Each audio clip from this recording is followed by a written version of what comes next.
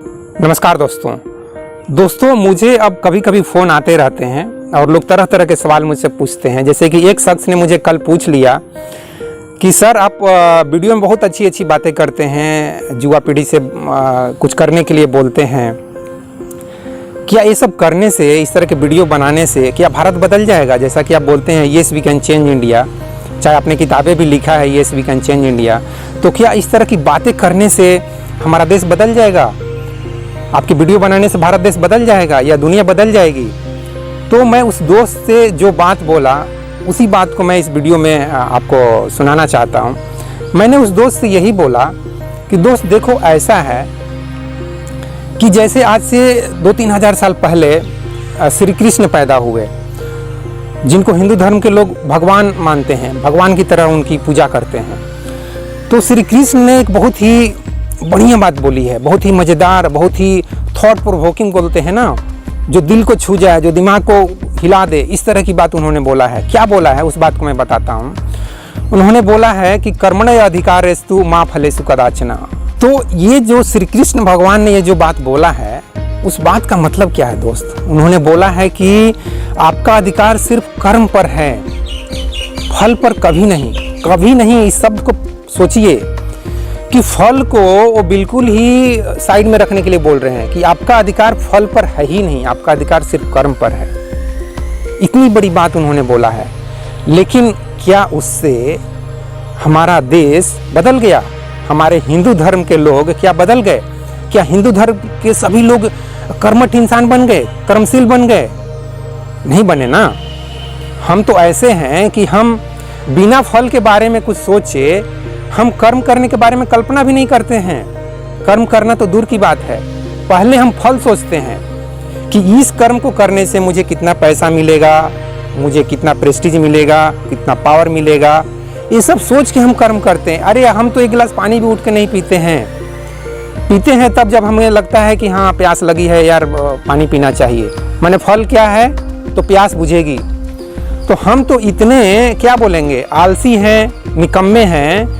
और हम जैसे निकम्मों के लिए ही श्री कृष्ण ने ऐसा बात बोला कि कर्म के बारे में, कर्म करने के बारे में केवल सोचो, फल के बारे में मत सोचो।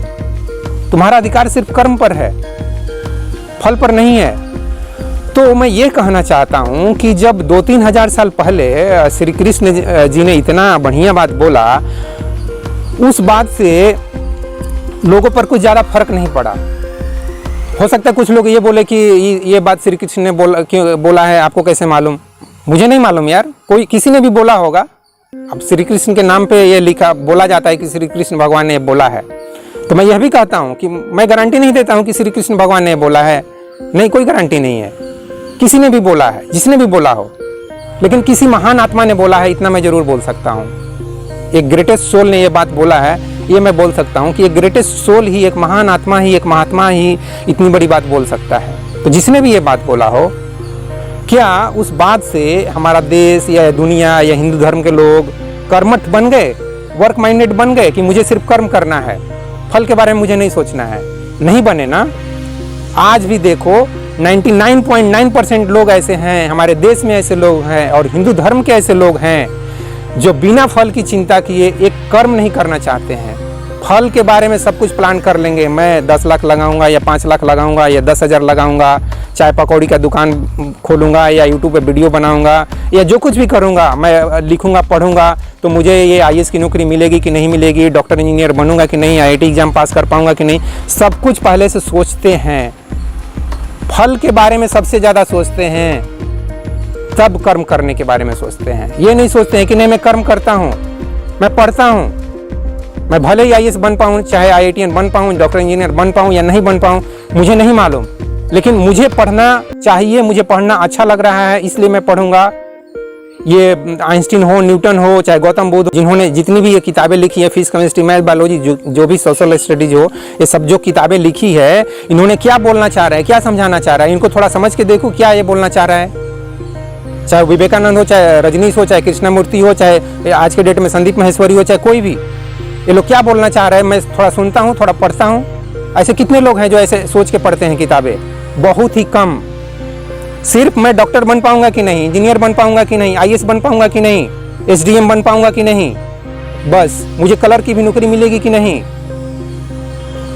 फल ही फल यार, पहले फल के बारे में सोचते हैं। तो ये वीडियो को मैं ज़्यादा लंबा नहीं करूँगा। तो उस दोस्त से मैंने यही बोला कि दोस्त देखो, मेरे वीडियो बनाने से देश बदलेगा या दुनिया बदलेगी मुझे नहीं मालूम, लेकिन मेरे अंदर ये इच्छा पैदा हुई यार, मैं क्या करूं, मेरे अंदर ये इच्छा पैदा हुई कि मैं कुछ लिखूं, तो मैंने लिखना शुरू कर दिया। फिर इच्छा पैदा हुई कि बोल लूं, तो बोलना शुरू कर दिया। वो लिखना इसलिए भी बंद कर दिया क्योंकि उसमें बहुत पैसे लग रहे थे। एक किताब को अगर आप छपवाने जाओगे तो आज के डेट में कम से कम 1 लाख रुपये खर्च हो, और जो काम कम पैसे में हो जा रहे हैं, जैसे कि यूट्यूब पे वीडियो बनाना बहुत कम पैसे खर्च होते हैं। इसमें कुछ भी एक तरह से खर्च, एक बार खर्चा कर दो, बस आप वीडियो बनाते रहो, एक अच्छा सा कैमरा वाला मोबाइल ले लो और वीडियो बनाते रहो। तो इसलिए मैंने वीडियो बनाना शुरू कर दिया। तो मेरा कहने का मतलब ये है दोस्तों कि मुझे नहीं मालूम कि मेरे ये वीडियो बनाने से देश बदलेगा कि नहीं बदलेगा, लेकिन मेरे अंदर ये इच्छा हुई कर्म करने की ये, और मैं कर्म करने लगा। ये संदीप माहेश्वरी को नहीं मालूम है कि उनके बोलने से युवा पीढ़ी बदल जाएगी, विवेक बिंद्रा को नहीं मालूम है, या सदगुरु को नहीं मालूम है, किसी को भी कुछ। अगर तुम जाके उनके सामने बैठ के ये क्वेश्चन कर दो कि आपके ये भाषण देने से या प्रवचन देने से या मोटिवेशनल टॉक देने से क्या देश बदल जाएगा, युवा पीढ़ी बदल जाएगी, तो यही बोलेंगे नहीं मालूम यार, लेकिन मुझे बस ये करना अच्छा लगता है इसलिए मैं कर रहा हूँ। तो मेरे साथ भी यही बात है दोस्त कि मुझे ये करना अच्छा लगता है और इसलिए मैं ये कर रहा हूँ। जिस तरह से कृष्ण भगवान को अच्छा लगा बोलना तो उन्होंने गीता में बोल दिया, गौतम बुद्ध को अच्छा लगा कुछ बोलना, उन्होंने कुछ बोल दिया, महावीर जी को अच्छा लगा, उन्होंने कुछ बोल दिया। इसी तरह से सब धर्म बन गए यार।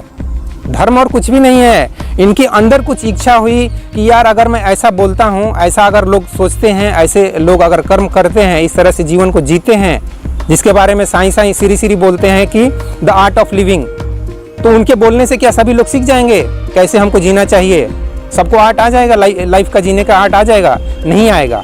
लेकिन इसका मतलब क्या वो बोलना बंद कर दें, आर्ट ऑफ लिविंग संस्था को बंद कर दें, या ओम शांति अपना संस्था को बंद कर दे? नहीं, कोई नहीं बंद करेगा। उनको वो सब करना अच्छा लग रहा है इसलिए वो सब कर रहे हैं। तो इस चीज़ को समझो कि कुछ लोगों के अंदर ये सब करना अच्छा लगता है इसलिए वो करते हैं। और दूसरी बात, अगर आप ये सोचते हो कि नहीं ये सब पैसे के लिए किया जाता है, तो इसमें भी कुछ गलत नहीं है दोस्त। अगर पैसे के लिए आप सोच रहे हो कि पैसे के लिए मैं वीडियो बना रहा हूँ, पैसे के लिए ओम शांति है, पैसे के लिए श्री है, पैसे के लिए सब कुछ है, पैसे के लिए संदीप माहेश्वरी है, विवेक बिंद्रा है, सब कुछ, जो कुछ इस दुनिया में जो कोई भी कुछ भी कर रहा है वो सब कुछ पैसे के लिए कर रहा है, नेम और फेम के लिए कर रहा है, कोई गलत नहीं है। तुम्हें अगर कोई रोक रहा है तो वो बताओ कि तुम्हें कौन ये सब करने से रोक रहा है, तुम भी ये सब करो। और दोस्त तुम पूछते हो कि क्या मेरे वीडियो बनाने से या किताब लिख देने से क्या ये देश बदल जाएगा, क्या yes we can change India हो जाएगा? क्यों नहीं हो जाएगा? मैं कहता हूँ कि मेरी बात को अगर युवा पीढ़ी सोचे, 20 से 40 साल एज ग्रुप के जो लड़का लड़की है उसके बारे में सोचे, उसको सोच समझकर अपने जीवन में अपनाए, तो क्यों नहीं देश बदल जाएगा? जैसे कि मैं एक बात बोलता हूँ कि अगर आप गरीब घर में पैदा हो गए तो आप तब तक दूसरा बच्चा पैदा मत करो, तब तक आप, जब तक कि आपके पास कार ना हो जाए, जब तक कि आप कार ना खरीद लो, या जब तक आप करोड़पति ना बन जाओ, तब तक आप दूसरा बच्चा पैदा मत करो। क्योंकि ये सिंपल सी बात है यार, 2 बच्चों को गाड़ी पे बीवी के साथ ड्राइव करने में दिक्कत हो जाती है। तो इस बात को, इस सिंपल सी बात को अगर आप अपने लाइफ में अपना लो, 20 से 40 एज ग्रुप के जितने भी लड़का लड़की हैं, सभी युवा पीढ़ी के जो लोग हैं वो सभी इस चीज़ को अपना लें, तो क्यों नहीं ये देश बदल जाएगा? उससे गरीबी खत्म हो जाएगी, पॉपुलेशन कंट्रोल हो जाएगा, पॉल्यूशन कंट्रोल हो जाएगा, पॉपुलेशन एक्सप्लोजन रुक जाएगा, ट्रैफिक कम हो जाएगी, इतनी सारी समस्याएं, महंगाई कम हो जाएगी, पेट्रोल का दाम भी कंट्रोल में आ जाएगा। आपको 100 रुपये पेट्रोल भी भराने पड़ेंगे तो आपको कोई ज़्यादा दिक्कत महसूस नहीं होगा, क्योंकि आपके पास एक रोज़गार रहेगा। जैसे मेरे पास एक रोज़गार है, गवर्नमेंट को भी रोज़गार देने में कोई तकलीफ नहीं होगी, क्योंकि वो लिमिटेड है, वो 1 लाख भी हर एक साल नौकरी देगी तो उसी से काम हो जाएगा। तो क्यों नहीं देश बदल जाएगा? क्यों नहीं दुनिया बदल जाएगी? जरूर बदल जाएगी। लेकिन अब तुम सिर्फ अपने मौज मस्ती के लिए ज़िंदगी जियोगे कि तुम्हें ना तो देश से मतलब है, ना समाज से मतलब है, ना दुनिया से मतलब है, किसी से मुझे मतलब नहीं है, मुझे सिर्फ अपने से मतलब है, मुझे मौज मस्ती हमेशा आना चाहिए। बीवी गई भाड़ में, बेटा गया तेल लेने, बेटी गई हमको नहीं मालूम, किसी से कोई मतलब नहीं है। जब इस तरह की ज़िंदगी जियोगे तो फिर क्या? फिर तो भारत ऐसे ही रहेगा, भारत नहीं बदलेगा।